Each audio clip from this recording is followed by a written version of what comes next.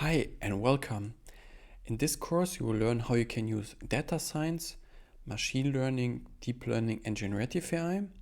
I am Harris, a lead data scientist, and after the course you'll be able to use the knowledge in real-time project and you'll become an expert data scientist with knowledge to machine learning, deep learning and generative AI. In this course we will cover topics like machine learning, especially anomaly detection.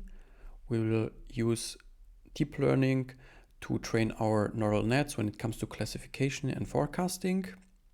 We'll set up in generative AI our LLM application and train our own chatbot with our own data set.